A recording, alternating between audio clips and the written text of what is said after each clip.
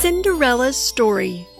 Once upon a time, in a land far, far away, lived a beautiful girl named Cinderella. After Cinderella's kind mother died, her father married Lady Puffy. Lady Puffy had two arrogant, jealous, and quarrelsome daughters, just like herself. They would fight for hours, even over something as simple as a hairbrush. One day, Cinderella's father had to take a long journey. Lady Puffy took this chance to give all the hard work in the house to poor Cinderella, cleaning the whole house, carrying wood to the fireplace, and preparing meals took up all of Cinderella's time.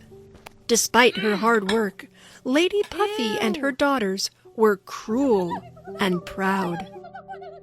Out of her small window, she looked down to the garden, and from time to time, she would talk to a snow-white pigeon.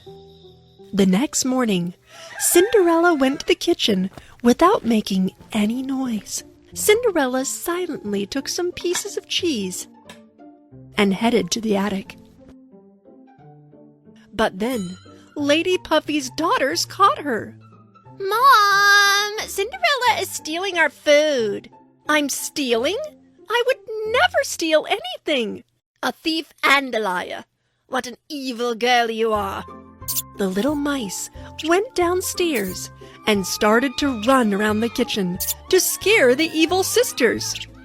Lady Puffy was just about to catch the mice when the doorbell rang. The royal ambassador arrived. His Majesty the Royal Prince has prepared a grand ball at the castle tomorrow night. All the young ladies around the country are invited to this ball. Jezebel and Cassandra ran with huge excitement to their rooms and started to pick dresses for this important evening. Also, Lady Puffy wanted her daughters to look beautiful. So, the evil stepsisters forced Cinderella to prepare beautiful ball dresses for them. The next day arrived. If you can pick up the beans out of the ashes and put them back into the bowl within 5 minutes, you can come to the ball with us. Cinderella wanted to go to the ball so much that she began to pick up the beans. Her little friends saw her situation and came to help. Within 5 minutes, they picked up all the beans and put them back into the bowl. Cinderella ran after Lady Puffy, who was already leaving, and showed the full bowl to her. Lady Puffy still did not want Cinderella to go to the ball, so this time she used Cinderella's dirty dress as an excuse, and they left Cinderella.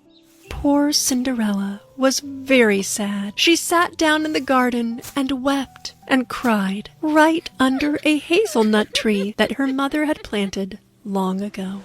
And just then, the hazelnut tree began to shake and to shine, and a beautiful fairy appeared in front of Cinderella. My name is Leabelle, and I am here to help you. Don't be sad. You will go to that ball as well. How am I supposed to go to the ball like this? Leave that to me. I just need a pumpkin. The other things I need are already here. Cinderella came back, holding a pumpkin in her hands. Fairy Leabelle began to wave her magic wand around and turned the pumpkin into a beautiful coach, the mice into very nice horses, and the pigeon into a well-dressed coach driver. Cinderella couldn't believe what she saw. But how did you do this, Leabelle? The fairy waved her magic wand again and put Cinderella in a beautiful blue dress. On her feet appeared sparkling glass slippers. I look like a princess now. Thank you, Leabelle. Now it's time for you to go to the ball. Hurry up. The fairy warned Cinderella before she headed to the ball. But don't forget, you need to be back at midnight, or else the magic will be gone, and everything will be as it was before. Cinderella listened to the fairy carefully and finally headed to the castle. the pumpkin coach stopped in front of the big castle. Cinderella, with her overwhelming beauty, entered the castle. The guests of the ball saw Cinderella and wondered who this beautiful young lady was. Prince Leo moved towards Cinderella and fell in love at first sight. Beautiful young lady, may I have this dance, please?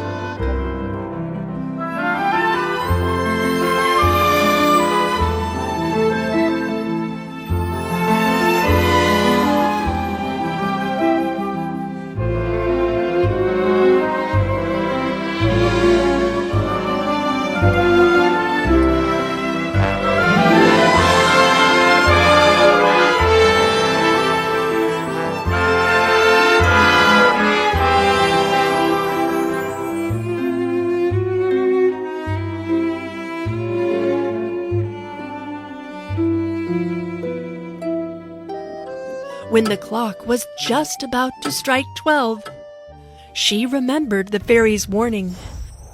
You need to be back at midnight or else.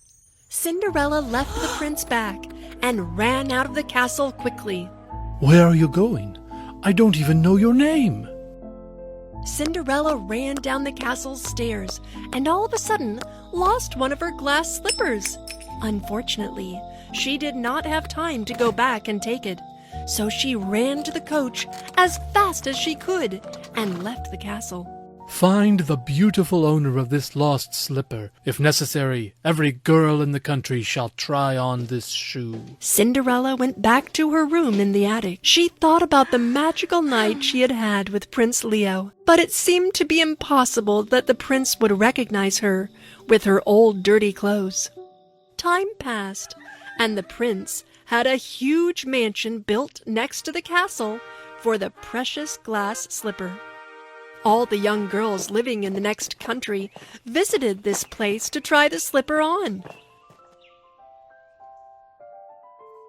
Even Lady Puffy and her daughters visited the famous mansion, but did not take Cinderella with them. But I also am a young girl living in this country. I have the right to try on the shoe as well. Lady Puffy did not even listen to Cinderella. She locked her up in the house and left with her daughters. Of course, the glass slippers did neither fit to Cassandra's feet nor to Jezebel's.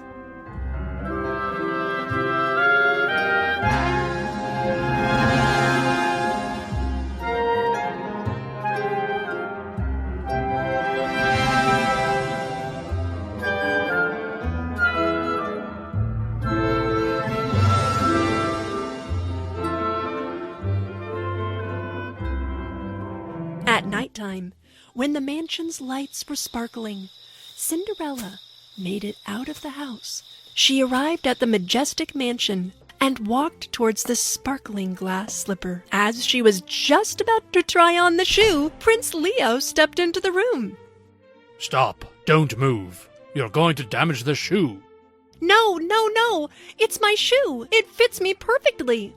Cinderella courageously put on the shoe in front of Prince Leo, and he realized that the shoe fits perfectly to Cinderella. You are the beautiful girl I danced with on that night. May I know your name? My name is Cinderella, Your Highness.